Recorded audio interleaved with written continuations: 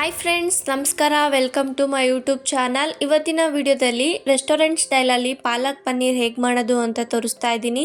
ತುಂಬ ರುಚಿಯಾಗಿರುತ್ತೆ, ಹಾಗೆ ತುಂಬ ಸಿಂಪಲ್ಲಾಗಿ ಮಾಡುವಂಥ ರೆಸಿಪಿ. ಹಾಗಾದರೆ ಹೇಗೆ ಮಾಡೋದು ಅಂತ ನೋಡೋಣ ಬನ್ನಿ. ಫಸ್ಟ್ ನಾನಿಲ್ಲಿ ಪಾಲಕ್ನ ನೀರಲ್ಲಿ ಬೇಯಿಸ್ಕೊತಾ ಇದ್ದೀನಿ. ಒಂದು 3 ನಿಮಿಷ ನೀರಲ್ಲಿ ಬೇಯಿಸ್ಕೊಂಡ್ರೆ ಸಾಕಾಗುತ್ತೆ. ನೀವು ಪಾಲಕ್ನ ಯೂಸ್ ಮಾಡೋದಕ್ಕಿಂತ ಮುಂಚೆ ಚೆನ್ನಾಗಿ ವಾಶ್ ಮಾಡಿ ಇಟ್ಕೊಳ್ಳಿ. ನೀರು ಕಾಯೋದಕ್ಕಿಟ್ಟು ಆಮೇಲೆ ಪಾಲಕ್ನ ಹಾಕ್ಕೊಂಡು ಒಂದು 3 ನಿಮಿಷ ಬೇಯಿಸ್ಕೊಂಡ್ರೆ ಸಾಕಾಗುತ್ತೆ. ಇವಾಗ ಒಂದು ಪ್ಲೇಟಲ್ಲಿ ಎತ್ತಿಟ್ಕೊಂಡು ಸ್ವಲ್ಪ ಆರೋದಕ್ಕೆ ಬಿಡ್ತಾ ಇದ್ದೀನಿ. ಆರಿದ್ದಾದಮೇಲೆ ಮಿಕ್ಸಿ ಜಾರ್ಗೆ ಹಾಕ್ಕೊತಾ ಇದ್ದೀನಿ. ನಿಮಗೆ ಆರಿಸೋದಕ್ಕೆ ಟೈಮ್ ಇಲ್ಲ ಅಂತ ಅಂದರೆ ಸ್ವಲ್ಪ ತಣ್ಣೀರಿರುತ್ತಲ್ವ, ಅದಕ್ಕೆ ಪಾಲಕ್ ಹಾಕ್ಕೊಂಡು ಆಮೇಲೆ ಯೂಸ್ ಮಾಡ್ಕೊಬೋದು.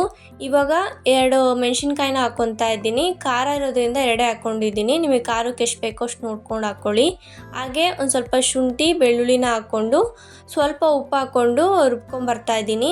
ಉಪ್ಪು ಹಾಕ್ಕೊಂಡು ರುಬ್ಬೋದ್ರಿಂದ ಸ್ವಲ್ಪ ಗ್ರೀನ್ ಕಲರ್ ಆಗೇ ಇರುತ್ತೆ, ಕಲರ್ ಏನು ಚೇಂಜ್ ಆಗೋದಿಲ್ಲ. ಇವಾಗ ಒಂದು ಕಡಾಯಿ ತೊಗೊಂಡು ಕಡಾಯಿ ಕಾದ್ಮೇಲೆ 2 ಸ್ಪೂನ್ ಆಗೋಷ್ಟು ಬೆಣ್ಣೆನ ಹಾಕ್ಕೊತಾ ಇದ್ದೀನಿ. ಸ್ವಲ್ಪ ಹಾಗೆ ಎಣ್ಣೆನೂ ಕೂಡ ಹಾಕ್ಕೊತಾ ಇದ್ದೀನಿ. ನಿಮಗೆ ಬೆಣ್ಣೆ ಬೇಡ ಅಂದರೆ ಬರೀ ಎಣ್ಣೆಲೂ ಕೂಡ ಯೂಸ್ ಮಾಡಿಕೊಂಡು ಮಾಡ್ಕೋಬೋದು. ಎಣ್ಣೆ ಎಲ್ಲ ಕಾದ್ಮೇಲೆ ಪನ್ನೀರ್ನ ಹಾಕ್ಕೊತಾ ಇದ್ದೀನಿ. ನಾನಿಲ್ಲಿ 200 ಗ್ರಾಮ್ ಆಗೋಷ್ಟು ಪನ್ನೀರ್ ತೊಗೊಂಡಿದ್ದೆ.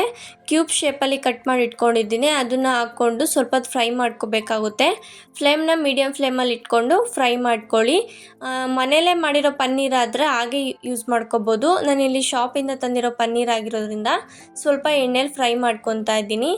ಇವಾಗ ಒಂದು 3-4 ನಿಮಿಷ ಆಗೋಷ್ಟು ಫ್ರೈ ಮಾಡಿಕೊಂಡ್ರೆ ಸಾಕಾಗುತ್ತೆ. ಕಲರ್ ಚೇಂಜ್ ಆಗಬೇಕು ಅಂತ ಏನಿಲ್ಲ, ಸ್ವಲ್ಪ ಫ್ರೈ ಮಾಡಿಕೊಂಡ್ರೆ ಸಾಕು. ಇವಾಗ ಫ್ರೈ ಮಾಡ್ಕೊಂಡಿದ್ದಾಗಿದೆ. ಫ್ರೈ ಮಾಡ್ಕೊಂಡಿರೋದನ್ನ ಒಂದು ಪ್ಲೇಟಲ್ಲಿ ಎತ್ತಿಟ್ಕೊತಾ ಇದ್ದೀನಿ, ಯಾಕಂದರೆ ಅದೇ ಕಡಾಯಲ್ಲಿ ನಾನು ಕರಿನ ಮಾಡ್ಕೊತಾ ಇರೋದು. ಇವಾಗ ಇನ್ನೂ ಸ್ವಲ್ಪ ಎಣ್ಣೆ ಹಾಕ್ಕೊಂಡಿದ್ದೀನಿ. ಎಣ್ಣೆ ಕಾದ್ಮೇಲೆ ಚಕ್ಕೆ, ಲವಂಗ ಮತ್ತು ಪಲಾವ್ ಎಲೆ, ಸ್ವಲ್ಪ ಜೀರಿಗೆನ ಹಾಕ್ಕೊಂಡು ಫ್ರೈ ಮಾಡ್ಕೊತಾ ಇದ್ದೀನಿ. ಇದೆಲ್ಲ ಫ್ಲೇವರ್ಗೋಸ್ಕರ ಹಾಕ್ಕೊಂಡಿರೋದು. ಇವಾಗ ಸ್ವಲ್ಪ ಫ್ರೈ ಮಾಡಿಕೊಂಡು ಆಮೇಲೆ ಈರುಳ್ಳಿನ ಹಾಕ್ಕೊತಾ ಇದ್ದೀನಿ. 2 ಮೀಡಿಯಮ್ ಸೈಜ್ ಈರುಳ್ಳಿನ ಸಣ್ಣದಾಗಿ ಕಟ್ ಮಾಡಿ ಇಟ್ಕೊಂಡಿದ್ದೆ, ಅದನ್ನು ಹಾಕ್ಕೊಂಡಿದ್ದೀನಿ. ನಿಮಗೆ ಎಷ್ಟಾಗುತ್ತೋ ಅಷ್ಟು ಸಣ್ಣದಾಗಿ ಕಟ್ ಮಾಡ್ಕೊಂಡು ಹಾಕ್ಕೊಳ್ಳಿ. ಆವಾಗ ಗ್ರೇವಿ ಕನ್ಸಿಸ್ಟೆನ್ಸಿ ಕೂಡ ಚೆನ್ನಾಗಿರುತ್ತೆ, ಹಾಗೆ ತಿನ್ನೋದಕ್ಕೂ ಚೆನ್ನಾಗಿರುತ್ತೆ. ಇವಾಗ ಈರುಳ್ಳಿ ಎಲ್ಲ ಚೆನ್ನಾಗಿ ಫ್ರೈ ಮಾಡ್ಕೊಂಡಾದ್ಮೇಲೆ ಟೊಮೊಟೊ ಪೇಸ್ಟ್ನ ಹಾಕ್ಕೊತಾ ಇದ್ದೀನಿ. 2 ಮೀಡಿಯಮ್ ಸೈಜ್ ಟೊಮೊಟೊನ ರುಬ್ಬಿಟ್ಕೊಂಡಿದ್ದೆ, ಅದನ್ನು ಹಾಕ್ಕೊಂಡಿದ್ದೀನಿ. ನಿಮ್ಗೆ ಬೇಕಂದರೆ ಹಾಗೆ ಸಣ್ಣದಾಗಿ ಕಟ್ ಮಾಡಿಕೊಂಡು ಹಾಕ್ಕೋಬೋದು.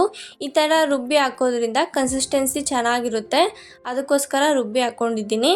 ಇವಾಗ ಸ್ವಲ್ಪ ಎಣ್ಣೆ ಬಿಡೋವರೆಗೂ ಚೆನ್ನಾಗಿ ಫ್ರೈ ಮಾಡ್ಕೋಬೇಕು. ಹುಳಿ ಟೊಮೊಟೊ ಆದರೆ 2 ಹಾಕ್ಕೊಳ್ಳಿ, ಬಾದಾಮಿ ಟೊಮೊಟೊ ಆದರೆ 3 ಹಾಕ್ಕೊಳ್ಳಿ, ನಿಮಗೆ ನೋಡಿಕೊಂಡು ಹಾಕ್ಕೊಳ್ಳಿ. ಇವಾಗ ಎಲ್ಲ ಚೆನ್ನಾಗಿ ಫ್ರೈ ಮಾಡ್ಕೊಂಡಾದ್ಮೇಲೆ ಒಂದು ಅರ್ಧ ಸ್ಪೂನ್ ಆಗೋಷ್ಟು ಖಾರದ ಪುಡಿನ ಹಾಕ್ಕೊತಾ ಇದ್ದೀನಿ.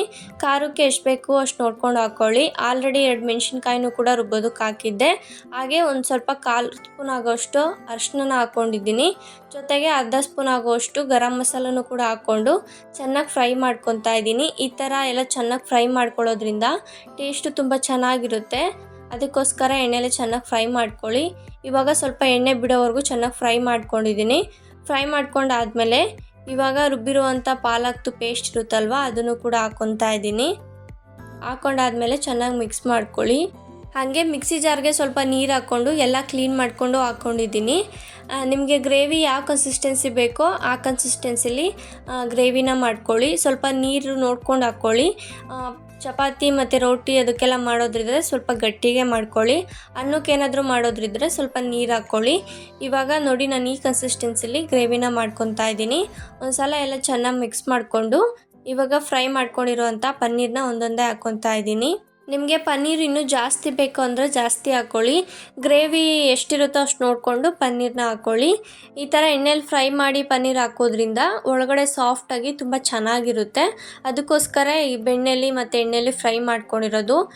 ನಿಮಗೆ ಜಾಸ್ತಿ ಬೆಣ್ಣೆನೇ ಇಷ್ಟ ಇದ್ದರೆ ಬೆಣ್ಣೆಲೇ ಫ್ರೈ ಮಾಡ್ಕೋಬೋದು. ಇವಾಗ ಒಂದು ಸಲ ಎಲ್ಲ ಮಿಕ್ಸ್ ಮಾಡ್ಕೊಂಡಾದ್ಮೇಲೆ ರುಚಿಗೆ ತಕ್ಕಷ್ಟು ಉಪ್ಪು ಹಾಕ್ಕೊತಾ ಇದ್ದೀನಿ.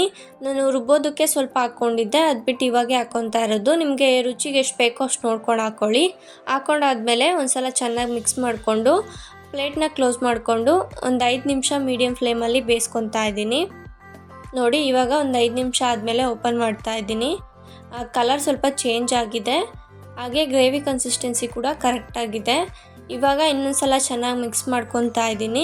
ಮಿಕ್ಸ್ ಮಾಡ್ಕೊಂಡಾದ್ಮೇಲೆ ಫ್ರೆಶ್ ಕ್ರೀಮ್ನ ಹಾಕ್ಕೊತಾ ಇದ್ದೀನಿ. ನಿಮಗೆ ಬೇಕು ಅಂದರೆ ಹಾಕ್ಕೊಳ್ಳಿ, ಇಲ್ಲಾಂದರೆ ಸ್ಕಿಪ್ ಮಾಡ್ಕೋಬೋದು. ಫ್ರೆಶ್ ಕ್ರೀಮ್ ಹಾಕೋದ್ರಿಂದ ರೆಸ್ಟೋರೆಂಟಲ್ಲಿ ಮತ್ತು ಹೋಟೆಲಲ್ಲಿ ಯಾವ ಟೇಸ್ಟ್ ಇರುತ್ತೋ ಅದೇ ಟೇಸ್ಟಲ್ಲಿ ಬೇಕು ಅಂದರೆ ಫ್ರೆಶ್ ಕ್ರೀಮ್ ಹಾಕ್ಕೋಬೇಕು.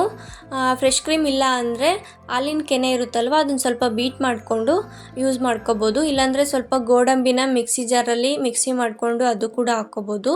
ನಿಮಗೆ ಯಾವ್ದು ಬೇಕೋ ಅದನ್ನು ನೋಡ್ಕೊಂಡು ಹಾಕ್ಕೊಳ್ಳಿ. ಆದಷ್ಟು ಫ್ರೆಶ್ ಕ್ರೀಮ್ ಹಾಕಿದರೆ ಹೋಟೆಲ್ ಮತ್ತು ರೆಸ್ಟೋರೆಂಟ್ ಸ್ಟೈಲಲ್ಲಿ ಚೆನ್ನಾಗಿರುತ್ತೆ. ಇವಾಗ ಸ್ವಲ್ಪ ಕಸೂರಿ ಮೆಂತ್ಯ ಹಾಕ್ಕೊಂಡು ಲಾಸ್ಟಿಗೆ ಒಂದು ಸಲ ಮಿಕ್ಸ್ ಮಾಡಿಕೊಂಡ್ರೆ ಫೈನಲ್ ಆಗಿ ಪಾಲಕ್ ಪನ್ನೀರ್ ರೆಡಿಯಾಗಿದೆ. ತುಂಬ ರುಚಿಯಾಗಿರುತ್ತೆ, ಹಾಗೆ ತುಂಬ ಸಿಂಪಲ್ಲಾಗಿ ಮಾಡುವಂಥ ರೆಸಿಪಿ. ನೀವು ರೋಟಿ ಇಲ್ಲ ಚಪಾತಿ ನಾನು ಯಾವುದಕ್ಕೆ ಬೇಕಾದರೂ ಸರ್ವ್ ಮಾಡ್ಕೋಬೋದು. ಹಾಗೆ ಅನ್ನಕ್ಕೂ ಕೂಡ ಒಳ್ಳೆ ಕಾಂಬಿನೇಷನ್ನು. ನೀವು ಒಂದು ಸಲ ಟ್ರೈ ಮಾಡಿ, ನಿಮಗೂ ಕೂಡ ಖಂಡಿತವಾಗೂ ತುಂಬ ಇಷ್ಟ ಆಗುತ್ತೆ. ಇಷ್ಟ ಆದರೆ ಕಮೆಂಟ್ ಬಾಕ್ಸಲ್ಲಿ ಕಮೆಂಟ್ ಮಾಡಿ. ಇದೇ ಥರ ವೀಡಿಯೋಸ್ಗೋಸ್ಕರ ನನ್ನ ಚಾನಲ್ನ ಸಬ್ಸ್ಕ್ರೈಬ್ ಮಾಡ್ಕೊಳ್ಳಿ. ಈ ವಿಡಿಯೋ ನಿಮಗೆ ಇಷ್ಟ ಆಗಿದ್ದಲ್ಲಿ ಪ್ಲೀಸ್ ಲೈಕ್ ಮಾಡಿ ಮತ್ತು ಶೇರ್ ಮಾಡಿ. Thank you for watching the video.